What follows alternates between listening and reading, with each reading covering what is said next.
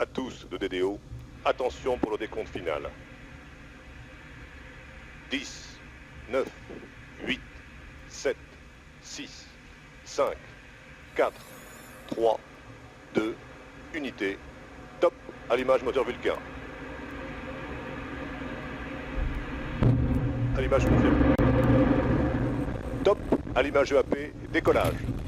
Lift-off, c'est bon. Le satellite Eutelsat a été lancé le 5 juillet 2002 par une fusée Ariane 5G depuis le port spatial de Kourou. Le lanceur a dépassé les couches denses, on a dépassé les 100 km, on est à 105 km, regardez. Il n'y a plus ni frottement ni risque pour les satellites embarqués. Il avait une masse au lancement de 4050 kg. C'est un satellite géostationnaire. Il reste toujours au-dessus d'un même point, situé à 5 degrés ouest, longitude par rapport au méridien de Greenwich. Il est utilisé pour alimenter les différents relais de télévision et de modulation de fréquence en France. Nous allons effectuer une mesure directe de la vitesse d'une onde radio qui se déplace à la même vitesse que la lumière. L'idée est de mesurer le décalage horaire entre deux signaux correspondant à un même programme radiophonique. Le signal en modulation de fréquence subit d'abord un retard de 110 millisecondes qui permet d'assurer la synchronisation du signal de tous les émetteurs lorsque l'utilisateur se déplace notamment en voiture. L'onde est envoyée vers le satellite situé à environ 38 250 km de la surface de la Terre. Elle fait un aller-retour avec le satellite géostationnaire et arrive sur une antenne qui diffuse le signal, en particulier vers le récepteur. Pour le secteur d'Issoire, l'antenne relais est située à Orbeil.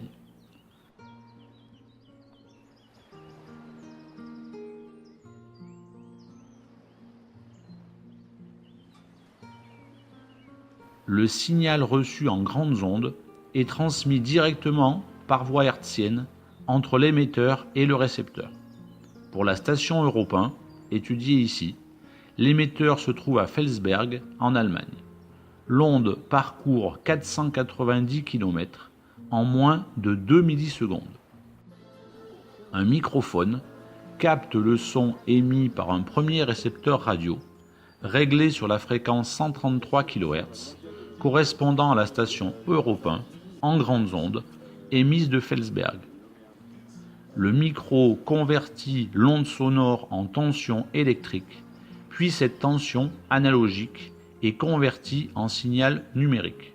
Ces informations vont pouvoir être traitées par un logiciel informatique, Lattice Pro. Nous utilisons une antenne cadre constituée d'un fil d'environ 100 mètres. Elle permet une réception bien meilleure que l'antenne intégrée au poste radio.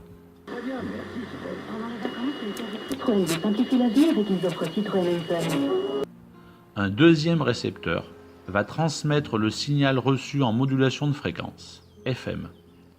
L'émetteur d'Orbeil émet Europe 1 sur la fréquence 91,4 MHz.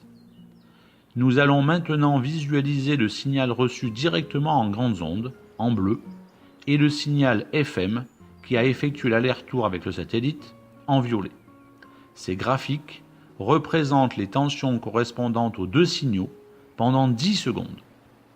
On cherche des formes de signaux équivalents correspondant au même instant de l'émission radiophonique. On peut ensuite mesurer directement le décalage horaire entre le signal AM qui arrive en premier et le signal FM .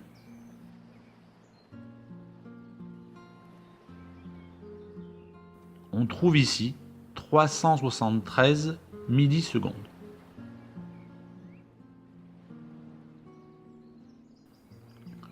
On peut estimer la vitesse de la lumière à partir de ces mesures. Le décalage entre le signal grandes ondes, qui arrive directement, et le signal modulation de fréquence, qui fait un aller-retour avec le satellite, est de 373 millisecondes. On a vu qu'on lui appliquait un retard de 110 millisecondes. le temps que met la lumière pour se déplacer entre deux points situés entre les antennes terrestres est négligeable.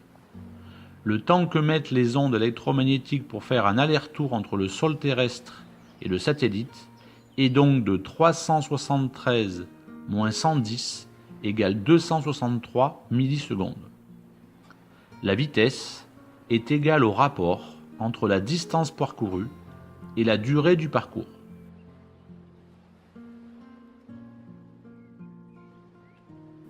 Ici, la lumière parcourt une distance égale à 2 fois 38 250 km, soit 76 500 km, pendant une durée de 263 millisecondes, soit 0,263 secondes.